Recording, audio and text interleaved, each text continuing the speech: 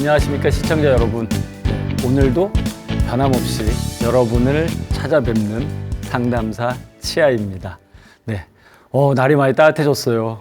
너무 좋아요. 저는 사실 겨울은 되게 움츠려들면서 지내는 계절이거든요. 그래서 계절한테는 좀 미안하지만 겨울만 오면 겨울아 빨리 가라 막 이러면서 시간을 보냅니다. 그래서 저는 너무 좋아요. 지금 이제 많이 따뜻해졌고요. 자, 그러면 본격적으로 오늘도 사연 읽으면서 강연을 시작해 보도록 하겠습니다. 오늘 제목은 내 몸 사용 설명서 오르가즘이네요. 네. 제가 항상 말씀드리지만 제목은 제가 짓는 게 아니라서 사연을 보고 저희 PD님께서 이렇게 져주셨나 봐요. 너무 기대되는 제목입니다. 내 몸 사용 설명서 오르가즘. 오늘 오르가즘에 대한 이야기를 좀 드릴 거고요. 아마 다음 시간이 될지 아니면 사연 오시는 사연에 따라서 좀 달라지긴 하는데 아마 오늘 오르가즘에 대한 이야기를 다 드리진 못할 거예요. 그래서 다음에 또 오르가즘에 대한 이야기를 좀 드릴 텐데 마찬가지로 종종 어려운 얘기들이 좀 나올 수도 있습니다. 그런 부분들은 그냥 배우니까 얼마나 좋아 이 나이에도 라고 생각해 주시면 너무너무 감사하겠고요. 만약에 보시면서 쟤는 계속 배운다 그러는데 딱히 어려운 말도 아니고 그냥 상식적인 얘기들 아니야?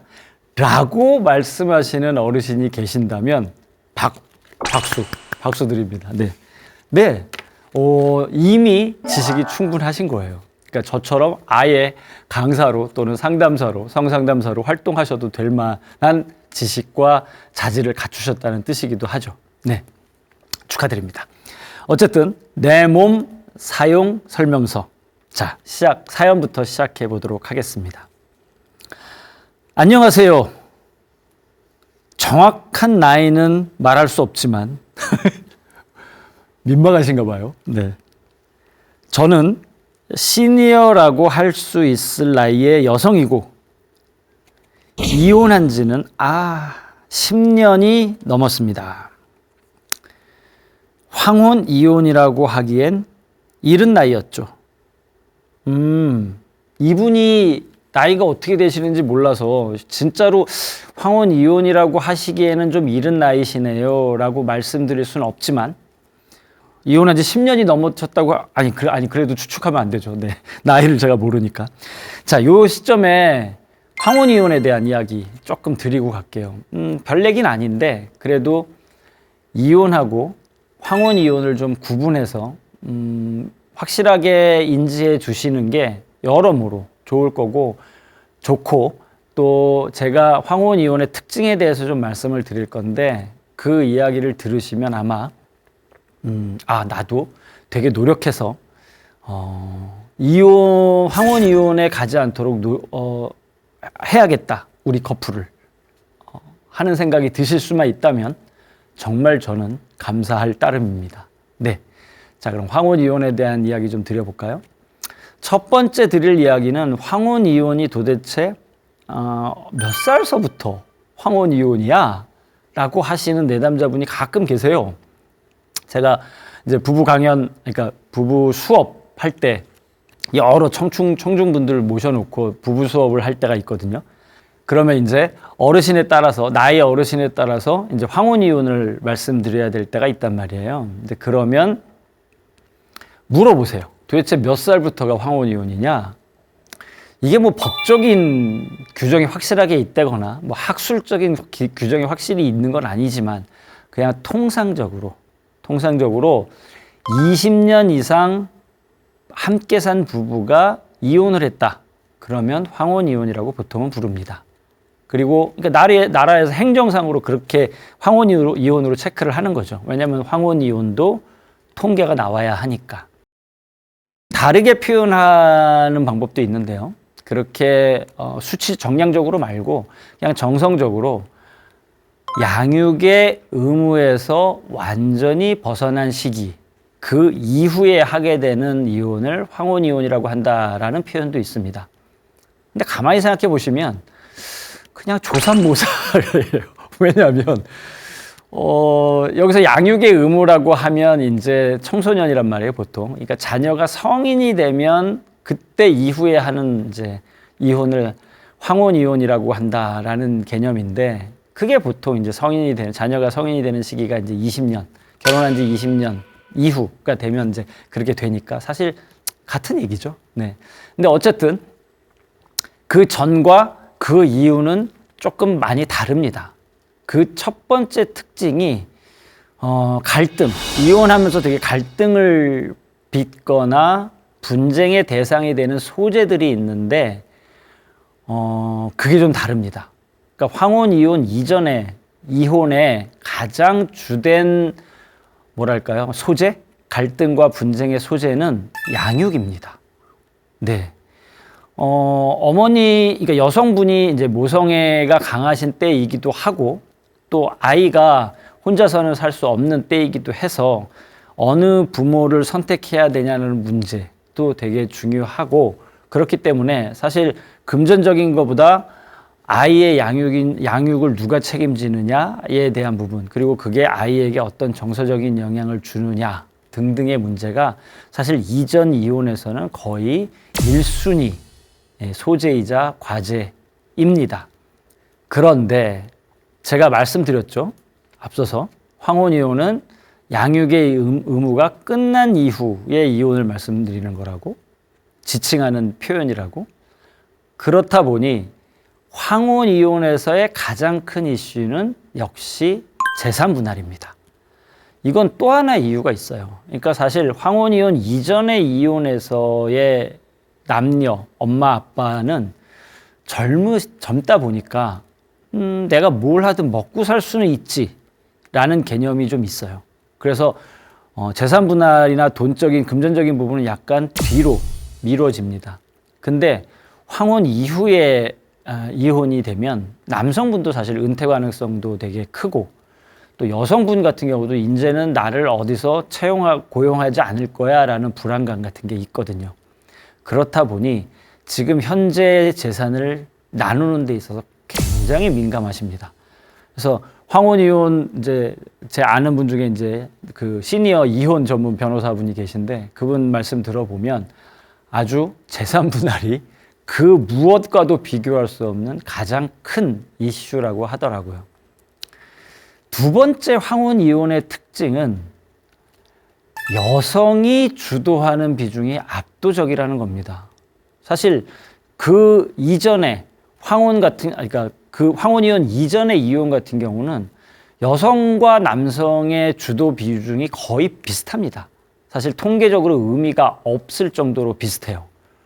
그런데 왜냐하면 여성분들이 아까도 말씀드렸지만 이제 아무래도 전업주부로 활동하셨던 분이 많으시다 보니 이혼 이후에 어떤 삶에 대해서 자신이 없잖아요.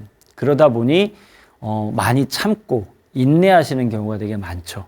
그러다 보니 이제 남성분이 이제 주도하시는 경우도 꽤 많아서 비등비등합니다. 숫자로 보면. 그런데 황혼 이혼이 되면 완전히 역전됩니다. 반응은. 남성분들은요, 웬만하면 안 하려고 하세요. 네. 그 가장 큰 이유로 드는 게 돌봄입니다. 그러니까 남성분들은 사실 집안일, 그러니까 그 지금 시니어 남성분들, 지금 젊은 남성분들은 안 그러시는데, 지금 시니어 남성분들 중에는 뭐 남자가 무슨 집안일을 하시는 분들 있거든요. 분명히 있습니다. 제 내담자분들 중에도 있으시니까요. 예. 특히나 그런 분들 같은 경우는 본인 혼자서 뭐 집안일을 해보셨겠어요? 음식을 차려보셨겠어요? 아니면 뭐 누구를 돌봐줘 보셨겠어요? 안 해보셨다는 거죠. 그러다 보니 그냥 이 나이 이후의 삶은 아내에게 의지하려고 하시는 분들이 되게 많습니다. 근데 아내분들은 아니잖아요. 아내분들은 평생 그렇게 해오셨기 때문에 그런 거에 익숙하고 내 몸 하나 내가 간수하는 거에 너무너무 익숙하시다고요. 그렇다 보니 지금 만약에 이혼을 꼭 해야 된다라는 어떤 조건이, 이유가 생겨버리면 그분들은 고민하지 않으세요. 그냥 가차없이 황혼 이혼을 결정하십니다. 그렇기 때문에 황혼 이혼은 여성 주도의 비중이 압도적입니다. 제가 앞서서 그런 말씀 드렸잖아요. 황혼 이혼의 특징을 알게 되면 행동의 변화가 생기실 수도 있다고. 네. 죄송하지만 남성 시니어 시청자 여러분께 드리는 이야기입니다. 네. 어떻게 행동하셔야 되는지 아시겠죠? 아니, 실제로 사실은, 많이들 바뀌셨어요. 이미. 예, 지금, 아마 그렇게 방송 보는 남성 시니어분들 그런 말씀 하시는 분 계실 거예요, 속으로. 야, 내가 벌써 바뀌었어. 예전에 나랑 비하면 뭐 상상도 할 수 없을 만한 행동을 지금 내가 하고 있어. 내가 얼마나 칭찬받고 있는데. 박수. 네, 박수 받아 마땅하십니다. 그렇게 하셔야 돼요. 그렇게 아내를 돌봐주고 챙겨주고 하셔야 아내 역시, 나이가 들어서 내 남편이 나를 돌봐주겠구나라는 기대를 할 수 있습니다. 그런 기대를 아내가 하실 수 있어야 두 분의 관계가 오래 가시는 거예요. 만약에 그런 기대가 끊어진다, 그러면 다른 남자를 얻으려는 기대가 아니라 그냥 내가 왜 나를 돌봐주지도 않을, 내가 평생 꼴배기 싫었던 이 남자를 위해서 남은 인생까지도 헌신해야 돼 라는 생각을 하시는 거예요. 이게 자연스럽게 세 번째 이유 특징에도 좀 연결이 되는데, 세 번째 특징은 이혼의 사유가 많이 바뀐다는 겁니다. 황혼 이혼 이전의 이혼은 주로 뭐 예를 들면 배우자의 외도 또는 뭐 폭력, 뭐 성격 갈등, 또 저한테 이제 많이 오신, 제가 이제 성상담사다 보니 저한테 많이 오시는 성관계 갈등 등등 이유가 정말 다양하세요.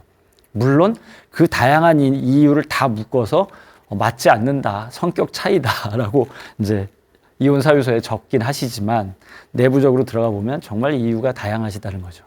근데 황혼 이혼에 가면 사실 정확한, 그러니까 어떤 외도다, 뭐 이렇게 정확한 이유가 있는 경우가 많지 않습니다. 그러면 뭘까요? 가장 큰 이유는 제가 앞서서 말씀드렸죠. 여성분들이 주도하는 경우가 훨씬 많다고. 이분들에게, 여성분들에게 어떤 깨달음이 생기시는 거냐면, 자기 주체성, 나의 자아 존재감을 찾고 싶은 그런 자아 실현의 욕망이 생기시는 거예요. 그러면서 이제 혼자 살면서 내 삶을 살아야지. 지금까지는 남편을 위한 또는 내 아이들을 위한 삶을 살았다면 이제라도 나를 위한 삶을 살아야겠어 라는 깨달음이 오신 분들께서 과감하게 이혼을 요구하시는 겁니다. 네. 그러면 정말 죄송하지만 잘하시는 분들 빼고요. 네, 잘하시는 남성 시니어분들은 지금서부터 한 1분 동안 얘기하는 거 듣지 않으셔도 됩니다. 네, 그분들 빼고 만약에 잘 못하셨다 그런 생각이 드신다면, 네, 지금서부터 내 안에서, 우리 가족의 울타리 안에서 내 아내가 자아 실현을 할 수 있게, 마음껏 훨훨 나를 수 있게 그렇게 만들어 주셔야죠. 예를 들면 이전에는 이거 너무 옛날 얘기인가요? 제가 아는, 지금 이제 살아계시지 않은 그분은 그러셨어요. 그러니까 아내분이 모임에 나가는 것도 못하게 막으셨거든요.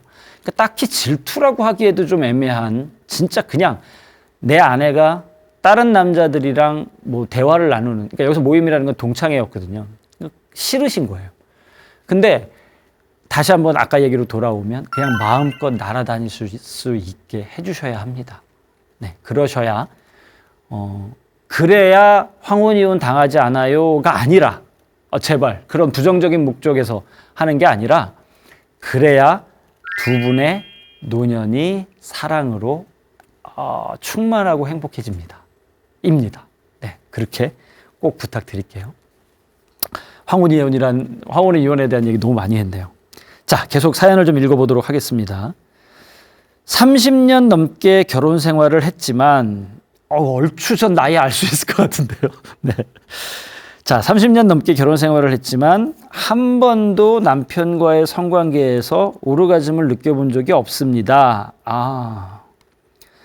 물론 그게 이혼 사유의 전부는 아닙니다. 심지어 성관계가 아닌 결혼 생활에서조차 한 번도 행복했던 적이 없었기에 두 아이가 결혼할 날만 기다렸다가 바로 이혼했습니다.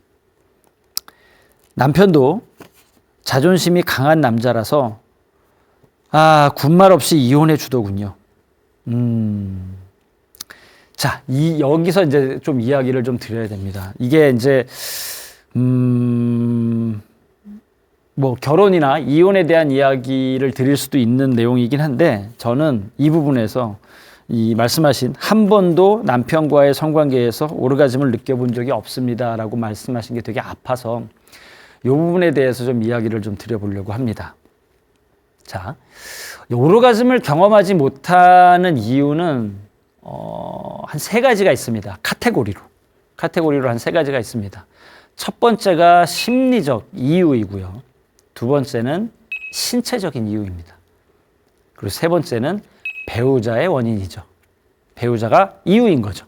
네, 이렇게 크게 세 개의 카테고리가 있는데, 그 중에 첫 번째 드릴 이야기는 바로 첫 번째 심리적 이유에 관한 이야기입니다. 그 전에 하나 드려야 될 이야기가 하나 있는데, 지금서부터 드리는 이야기, 오르가즘을 경험하지 못하는 이유에 대한 이야기를 드리면서 이제 그러면 이 이유의 반대, 이 이유를 없애면 오르가즘을 경험할 수 있는 방법이 될 수도 있잖아요. 그러니까 별도의 방법은 나중에 제가 시간을 내서 또 말씀을 드리겠지만, 이 이유들을 없애면 오르가즘을 경험할 수 있는 방법이 되는 거예요. 근데 그 얘기를 드리려는 게 아니라 본격적으로 이야기를 하기 전에 뭔를 말씀드리려고 하냐면, 이때 제가 지금서부터 말씀드리는 세 가지 오르가즘을 경험하지 못하는 이유는 주로 여성 시니어 분들을 에 관한 이야기입니다. 그러면 남자는요? 라고 생각하실지 모르겠는데, 사실 아시잖아요. 남성분들은 대부분 사정이 곧 오르가즘이다 라고 생각을 하시잖아요. 그래서 사정만 할 수 있다면 오르가즘을 경험하는 거에 대해서는 뭐 아무 문제가 없다 라고 생각을 하시니까 그 이야기는 별도로 하지 않겠습니다. 물론 저는 성학자잖아요. 네.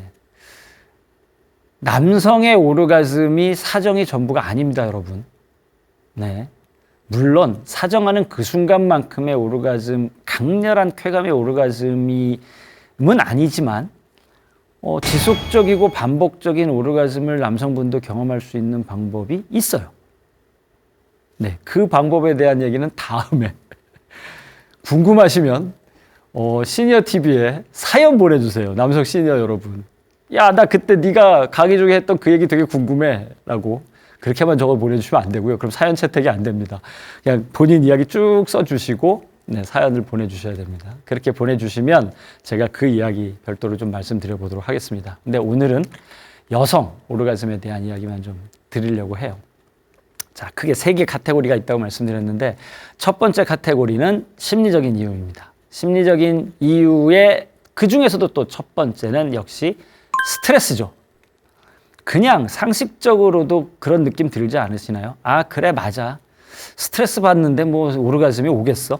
라는 생각이 드시잖아요. 근데 그렇게 그냥 상식적인 이해 말고 조금 제가 과학적인 이야기, 의학적인 이야기를 좀 드려볼게요.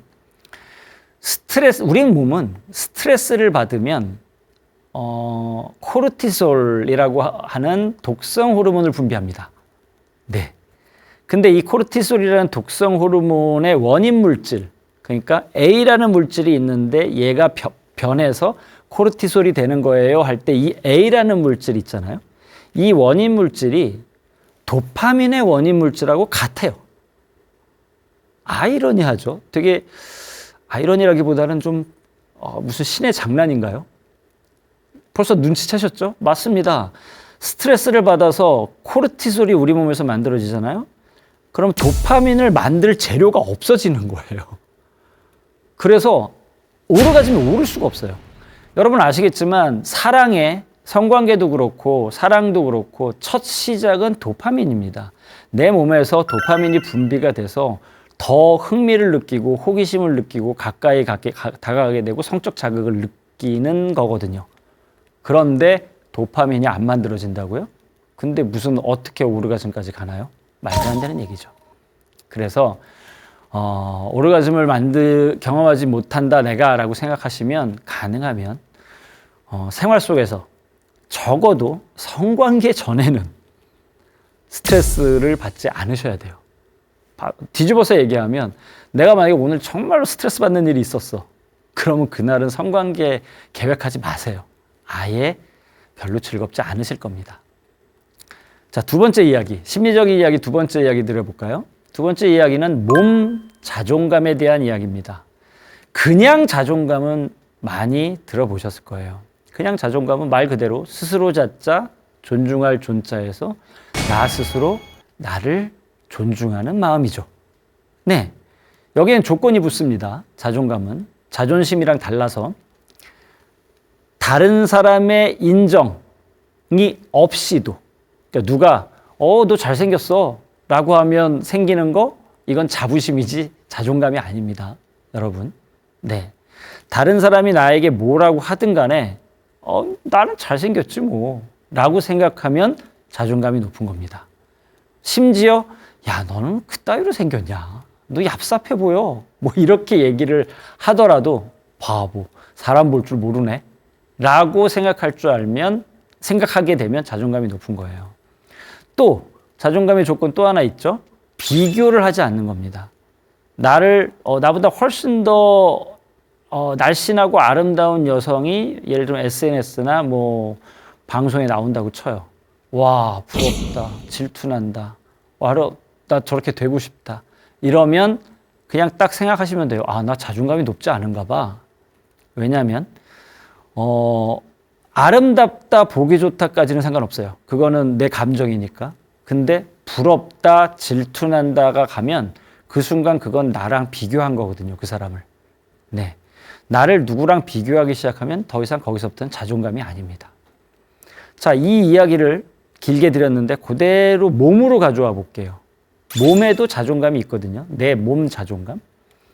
제가 이제 성상담사다 보니까 저한테 이제 그런 고민을 말씀하시는 분들 되게 많은데, 특히나 여성 내담자분들 중에 성관계에 활용되는 내 신체 부위들, 예를 들면 뭐 가슴, 유두, 또 외음부, 소음순, 뭐 등등등, 질, 뭐 등등등에 관한 몸 자존감을 갖지 못하고 계시는 내담자분들이 되게 많아요. 남성분들은 좀 덜한데, 사실 남성분들은 음경이 작다, 음경이 왜소하다로 저를 찾아오시는 분들이 거의 많지 않습니다. 물론 발기부전 때문에 찾아오시는 분들은 되게 많죠. 조루나. 그런데 그거 외에 어떤 외형적인 부분으로 저를 찾아오시는, 제가 배가 너무 많이 나왔어요 라든가 이런 분들은 뭐 거의 없는데, 여성분들은 되게 많아요. 그러니까 여성분들이 특히 자기 몸 자존감이 되게 낮으신 거죠. 근데 여러분, 가슴, 제가 언제 한번 시간 내서 따로 말씀을 드리겠지만, 가슴이 크고 작고, 에 따라서, 성적인, 보기에는 어떨지 모르겠지만, 성적인 감각에 있어서는 완전히 반대로 차이가 납니다. 그건 제가 나중에 시간 날 때 한번 말씀드릴게요. 어쨌든 가슴의 생김새라든가, 특히 외음부의 어떤 색깔이나 모양에 자존감이 낮으신 여성분들 되게 많아요. 저는 소음순이 되게 늘어져 있어요. 그래서 병원에 가서 성형을 받을까 고민 중입니다 라고 말씀을 하신다든가, 저는 안 그런 것 같았는데 어느 순간에 보니까 외음부가 되게 검어요. 거무틱틱해요. 이거 제가 문제 있는 거 아닌가요? 피부색이 검은 건 멜라닌 색소 때문이죠. 네, 여러분, 다른 이유 없습니다. 그건 그냥 사람마다 다 다를 뿐이에요. 근데 왜 내가 내 몸을 색깔이나 모양 때문에 부끄러워해야 되나요? 그러지 않으셨으면 좋겠어요. 그게 몸 자존감이 높은 겁니다. 그렇게 몸 자존감이 높으면 내 배우자에게 내 몸을 보여주는데, 또는 내 몸을 맡기는데 자신이 있고요. 내가 그렇게 자신이 있으면 그게 내 의식에 영향을 미쳐서 바로 쉽게 오르가즘에 오를 수 있는 정신, 의식을 만들어 줍니다. 그렇게 생각하시면 돼요. 자, 오르가즘을 경험하지 못하는 세 번째 심리적 이유는 안타까운 이유인데 바로 성적 트라우마입니다. 이것도 아마 남성분들은 그냥 학문적 또는 개념적으로만 이해되시지 아마 몸소 이해되시는 분 많지 않을 거예요. 물론 저를 찾아오시는 남성 내담자분들 중에 어릴 적 성적 트라우마로 힘들어하시는 남성 내담자도 있습니다. 네, 당연히 있는데 많지 않죠. 그렇다 보니 남성 내담자분들은 여성분들이 이 사회에서 얼마나 뭐랄까요, 불안해하면서 사는지를 잘 모르세요. 근데 막상 여성이 돼보잖아요. 예를 들면 내가 어느 순간에 되게 매력적인, 매력적이 아니더라도 어떤 여성의 몸으로 잠깐 한 달 정도 살 수 있다고 한번 생각해 보자고요. 그러면 아마 온몸으로 느끼실 수 있을 거예요.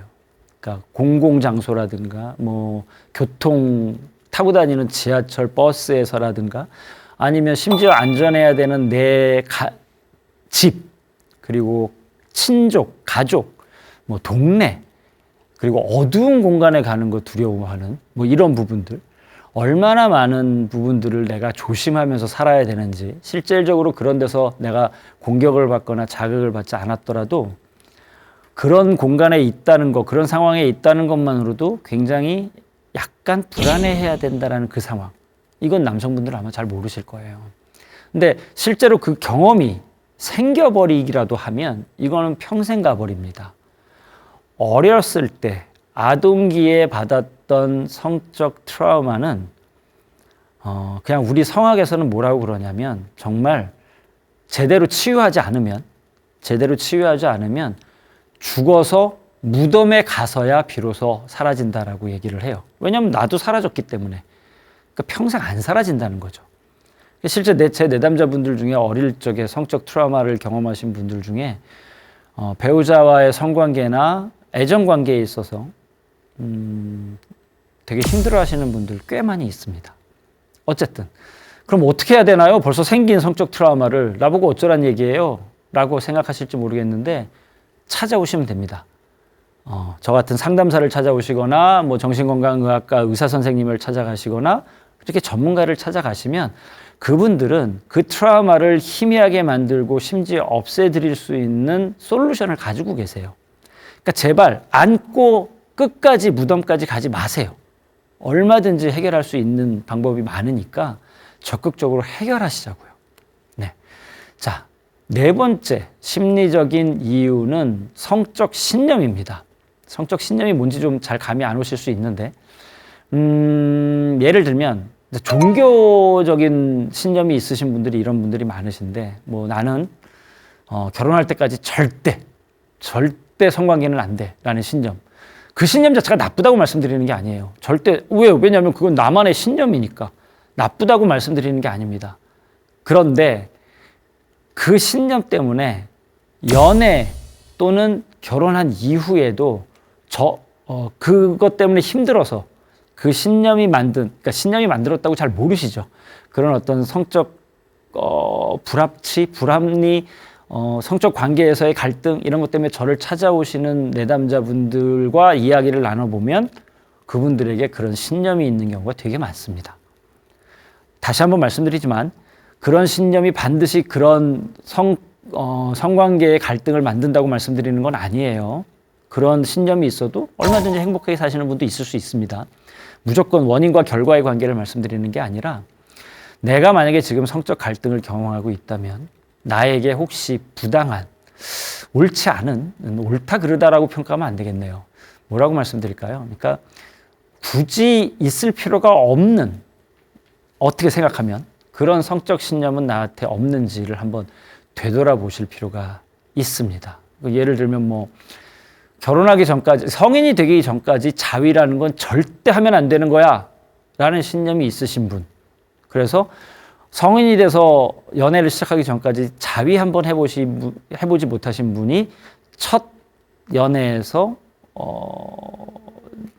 그러니까 남친의 애무 또는 가벼운 스킨십에 내 몸이 흥분할 가능성 굉장히 낮습니다.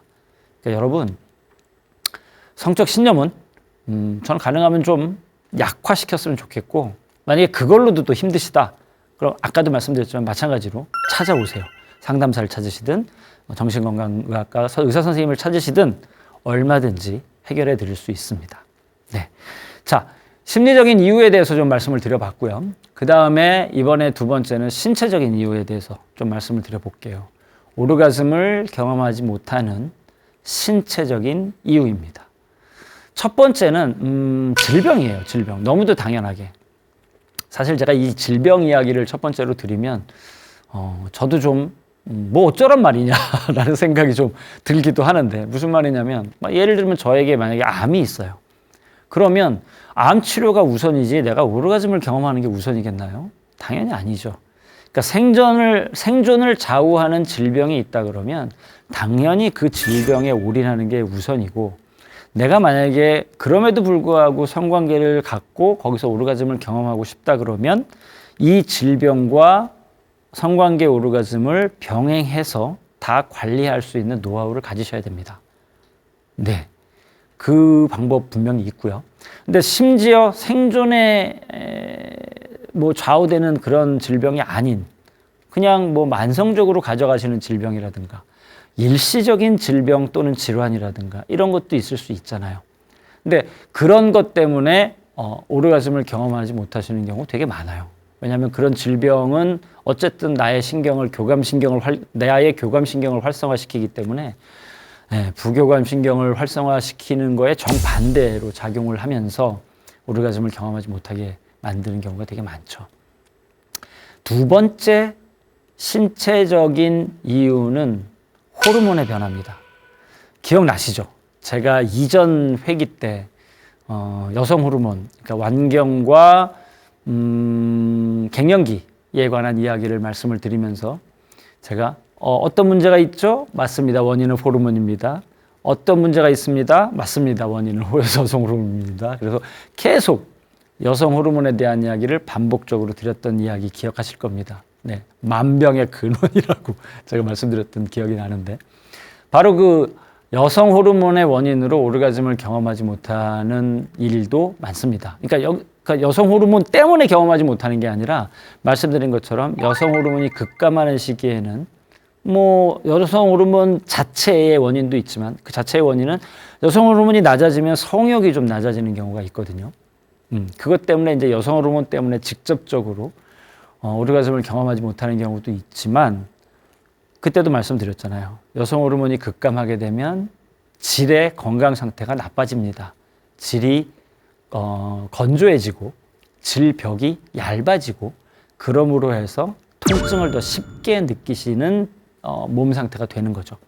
그러다 보니 통증하고 오르가즘은 사실 정반대의 메커니즘인 거잖아요. 그러니까 당연히 오르가즘을 덜 경험할 수밖에 없게 됩니다. 물론 대안은 지난번에도 말씀드렸지만 호르몬 치료도 있고 뭐 다양한 솔루션들이 있습니다. 그 얘기를 중언부언 드리진 않겠고요. 자, 세 번째 신체적인 이유는 약물의 부작용입니다. 근데 여기서의 약물은 사실 흔히 그냥 앞에서 제가 말씀드린 질병, 질환 때문에 드시는 약물, 무슨 뭐 예를 들면 고혈압 약을 먹는다? 그것 때문에 오르가즘을 경험하지 못한다? 이런 거 아닙니다. 그런 걸 말씀드리는 건 아니고, 여기서의 약물은 사실은 정신건강의학과의 약물입니다. 다만 먼저 꼭 드리고 싶은 이야기는, 그렇다고 해서 제가 지금 정신건강의학과의 약물은 무조건 끊으셔야 됩니다, 이런 말씀 드리는 게 아닙니다. 그거 절대 오해하시면 안 돼요. 당연히 앞서서 질환, 질병 때 말씀드린 것처럼 내 몸의 상태를 관리하기 위해서 의사 선생님께서 처방해 주신 약이기 때문에 당연히 필요한 약이고, 필요하다면 그거에 우선순위를 두시는 게 맞죠. 맞는데 모든 약이 다 그렇다는 건 아니고, 정신건강의학과에서 처방되는 일부 약품 중에 성욕을 낮춰주는 약들이 있습니다. 그렇다 보니 만약에 내가 정신건강의학과 약을 복용하고 있고 근데 오르가즘을 경험하지 못해서 꼭 경험하고 싶다라는 생각이 드신다면 의사 선생님을 찾아가세요. 그래서 말씀하시면 됩니다.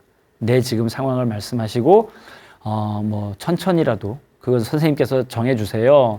천천히라도 감약을 해서 약을 줄여서 좀 제 몸을 정상화시켜보고 싶습니다. 제 의지로 한번 노력해볼게요. 라고 하시면 아마 의사 선생님도 되게 좋아하실 거예요. 그렇게 환자의 의지가 강하실 때 의사 선생님도 되게 좋아하시거든요. 그래서 도움을 주실 겁니다. 그래서 함께. 물론, 현재 드시는 약이 성욕이나 오르가즘하고 아무 상관이 없을 가능성도 많습니다. 네. 그렇기 때문에 그런 걸 먼저 확인해 보시는 게 1차적인 노력이기도 하고요. 네, 그렇습니다. 그래서 약물 부작용은 이제 신체적인 세 번째 이유로 말씀드리는 거고요. 자, 네 번째는 신체 구조입니다. 저 이것도 이미 말씀드렸어요. 이거는 언제 말씀드렸냐면 클리토리스 얘기할 때 말씀드렸어요. 네, 기억나시나요? 이제 벌써 한참 지난 얘기라 네, 기억을 벌써 다 잊으셨나요? 한참은 아니죠. 네, 한참은 아니고. 어쨌든 클리토리스 때 제가 뭐라고 말씀드렸냐면 클리토리스 말씀드리면서 질과 음경이 삽입되는 질과 클리토리스의 거리가 멀면 멀수록 내가 성적 자극을 받을 가능성은 더 낮아진다 라고 말씀을 드렸습니다. 기억나시죠? 네. 그래서 제가 어떻게 하셔야 된다라는 말씀을 드렸던 것까지 기억나시나요? 그러니까 예를 들면 이런 거죠. 그러니까 어떻게를 가기 전에 잠깐만 또 하나 말씀을 드려야 되는 게 클리토리스, 그러니까 내가 성적 자극을 충분히 받아서 클리토리스가 빵빵해졌어요. 진짜 뚱뚱해졌어요. 원래 질하고 클리토리스가 가까이 있다 그러면 이 빵빵한 클리토리스의 몸체가 질을 누르고 있어야 된다고요. 그러면 질로 삽입되는 음경이 자연스럽게 마찰과 밀어내는 압력으로 클리토리스를 자극할 수 있죠. 그러면 자연스럽게 오르가즘을 향해서 쭉 갈 수가 있는 거예요. 그런데 빵빵하게 부풀었는데 어이구야 질은 저 밑에 있어요. 네, 어떻게 하란 말이에요? 답이 없죠. 네, 그러면 나는 분명히 흥분했고 내 남편은 진짜 정성스럽게 나를 성적으로 흥분시켜주고 나도 내 남편을 너무 사랑해서 성적으로 온몸이 다 흥분한 상태인데 막상 남편이 음경을 삽입했는데 음경을 삽입하고 왕복 운동을 했는데 나는 딱히 느껴지는 게 없다 라고 하면 대부분의 여성분들은 무슨 생각을 하냐면 와, 나 불감증인가 봐 라고 생각을 하시게 된다는 거죠. 지난 시간에도 말씀드렸지만 불감증이라는 건 없습니다. 불감증이라고 오해할 수밖에 없게 만드는 방법으로 성관계를 하고 계시거나 아니면 그런 신체를 가지고 계시거나인데 그런 신체를 그럼 어쩌란 말이야. 야, 그래, 내가 그래. 그럼 뭐 어쩌란 말이니? 라고 말씀을 물어보시면, 제가 지금 기억이 잘 안 나서 그런데 하도 지난 일이라 제가 말씀을 드렸는지 모르겠는데 혹시 말씀드렸으면 한 번 더 복습하시는 차원에서 들어와 주세요. 클리토리스만 자극하면 돼요. 제가 말씀드렸잖아요. 오르가즘으로 오를 수 있는 유일한 방법은 클리토리스를 자극하는 거라고 말씀을 드렸습니다. 그럼 클리토리스만 자극하면 되잖아요. 클리토리스를 자극하는 게 꼭 질의 음경을 삽입해서만 자극을 할 수 있는 건가요? 그런 거 아닌가요? 몸속에 있는데? 뭐 일리가 있을 수도 있습니다. 근데 하지만 몸속에 있다고 해서 예를 들면 우리 배탈 났을 때 이렇게 아랫배를 막 쓰다듬잖아요. 누르고. 그게 이제 압력과 마찰로 장을 자극하는 거잖아요. 장이 뱃속에 있는데 우리가 그걸 어떻게 자극하는 거죠? 맞죠?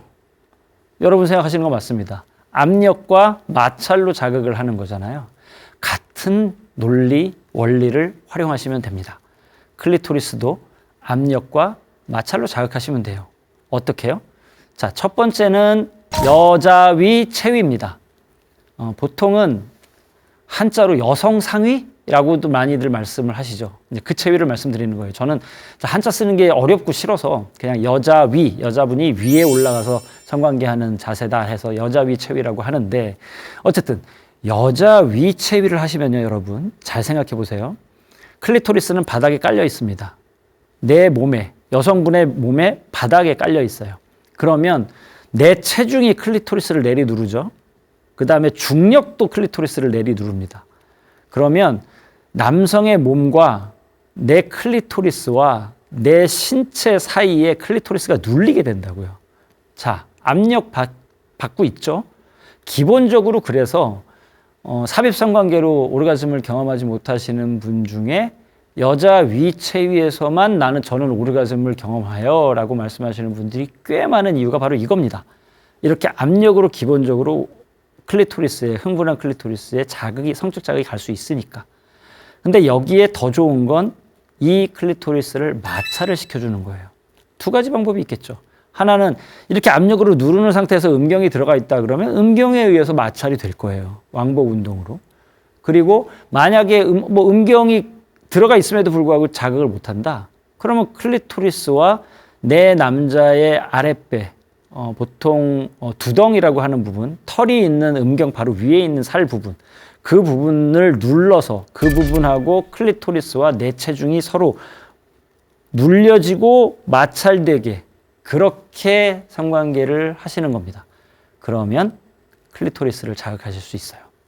네. 여자위 체위이기도 한데 지금 나중에 말씀드린 체위는 사실 CAT라는 체위입니다. 코이탈 얼라인먼트 테크닉의 약자고요. 이제 보통 캣 체위라고 해서 많은 분들이 고양이냐라고 오해를 하시는데 고양이 아니고요. 약자입니다. 캣 체위라고 있는데 사실 저희 성학자들 사이에서는 가장 남녀 모두 오르가즘을 쉽게 느낄 수 있고 빠르게 경험할 수 있는 가장 이상적인 체위다라고 얘기하는 게 캣 체위입니다. 언제 이것도 마찬가지입니다. 네, 제가 언제 체위만 집중적으로 좀 말씀을 드려볼게요. 캣 체위도 좀 그 외에 드리고 싶은 얘기가 많은데 지금은 시간상 드릴 수 없고 어쨌든 궁금하시면 제가요, 제 아내랑 성관계를 하는데 체위가 고민이에요 해가지고 쫙 사연 적어서 보내주세요. 그러면 PD님이 콜렉트 하셔서 저한테 주실 겁니다. 그러면 제가 그날은 마음껏 체위에 대한 이야기만 드려볼게요. 체위는 기본적으로 여러분 많은 분들이 오해하시는 게 있는데 체위를 우리 여태까지 한 가지 체위로만 했으니까 이번에는 좀 지루하니까 체위를 바꿔볼까? 할 때 쓰는 게 체위가 아니에요, 여러분. 모든 체위는 그 체위만의 목적이 따로 있습니다. 제가 여자위 체위는 언제 쓰는 거라고 말씀드렸죠? 여성 스스로 내 클리토리스를 자극시켜주고 싶을 때 쓰는 체위가 여자위 체위예요. 남자 위에 올라가서 움직이던 남자 너 이제 힘드니까 이제 누워있어. 내가 이제 힘드는 거 움직일게 하는 체위가 아니고요, 여러분. 마찬가지예요. 모든 체위에는 그 체위만의 목적이 따로 있습니다. 근데 어디서도 가르쳐 주는 데가 없잖아요. 자, 오르가즘을 경험하지 못하는 마지막 이유는 배우자의 태도입니다. 배우자의 태도에 대한 얘기는 사실 되게 정성적인 부분이라 길게 말씀드릴 부분은 없는데 그래도 꼭 말씀드려야 되는 가장 중요한 부분입니다. 앞서서 두 가지 이유의 거의 베이스가 되는 바탕이 되는 이유인데 남편분이요. 애무가 부족하거나 성지식이 부족하거나 사랑이 부족하면 너무너무 당연하죠. 너무너무 당연스럽게도 배우자가 오르가즘을 경험할 수가 없습니다. 네, 너무너무 당연하죠. 그래서 애무하는 방법도 배우셔야 돼요. 그러니까 양만 적은 게 아니라 방법도 따로 있거든요. 그래서 계속 똑같은 말씀을 드리는데 애무도 사연 주세요. 네, 애무하는 방법, 애무하는 시간 이런 거에 대한 부분도 제가 별도로 다 말씀을 드리도록 하겠습니다. 그리고 이 강의를 통해서 제 강의를 통해서 성지식을 많이 얻게 되시면 이제 아내분을 행복하시게 만드시는 그런 역할을 하실 수도 있을 겁니다. 자, 사연이 조금 더 남았는데 뒷부분은 이런 얘기입니다. 사연 보낸 건 남편과의 문제가 아니라 제가 최근에 지인을 통해서 남자분 한 분을 소개받았거든요. 그리고 전 남편과 다르게 말도 조근조근 배려도 있고 예의도 바른 분이에요. 그런데 실수를 2번 반복하고 싶지 않습니다. 라는 말씀을 하고 계세요. 그래서 이분이 근데 교제한 지 6개월쯤 됐을 때 조심스럽게 잠자리를 갖고 싶다고 말씀을 하셨다는데 같은 실수를 2번 반복하고 싶지 않아서 아직 잠자리를 갖진 않으셨나 봐요. 그래서 저한테 사연을 보내주셨어요. 자, 그래서 제가 이제 먼저 말씀을 드렸습니다. 오르가즘을 경험하지 못하는 이유에 대해서 말씀을 쭉 드렸고, 이제 이분이 사연에 뭐라고 쓰셨냐면 마지막에 솔직히 어떤 게 오르가즘인지 잘 모르겠습니다. 라고 이제 사연에 쓰셨는데 제가 그런 오르가즘에 이제 이 방송 보시면 또 오르가즘에 관련된 사연 또 주시는 분 많이 있을 것 같거든요. 오르가즘에 대해서 좀 더 집중적으로 다음 시간에는 사연을 한번 더 이야기를 좀 드려보도록 하겠습니다. 근데 오늘은 제가 시간 관계상 저는 1시간 이상 더 말씀을 드리고 싶은데 방송 관계상 저 말고 더 많은 좋은 프로그램들이 제 뒤에서 방송을 기다리고 계시기 때문에 제가 더 말씀드리기는 좀 어려울 것 같고, 나머지 오르가즘에 대한 이야기는 조금 아쉽더라도 제가 다음에 또 다른 시간을 좀 잡아서 별도로 좀 집중적으로 말씀드려 보도록 하겠습니다. 그때 꼭 화면 앞에 계셔야 됩니다, 여러분. 네, 제가 굉장히 귀한 정보 여러분께 말씀드릴 거니까요. 그걸 다 듣고, 여러분 아시죠? 제 머릿속에 두는 것보다 훨씬 중요한 게 뭐라고요? 맞죠? 실천하는 겁니다. 그거 내 머릿속에 백날 있어봐야 어디 가서 아는 척하기도 되게 좀 쉽지 않은 지식들입니다. 근데 내 아내, 내 남편에게 또는 내가 사랑하는 남친, 여친에게 사용한다면 그만큼 좋은 지식이 어디 있겠어요? 네. 자, 꼭 들은 정보 실생활에 활용하시길 부탁드리고, 저는 다음에 다른 강의로 또 뵙도록 하겠습니다. 네, 오늘 강의는 여기서 마치도록 하겠습니다. 들어주셔서 정말 감사합니다.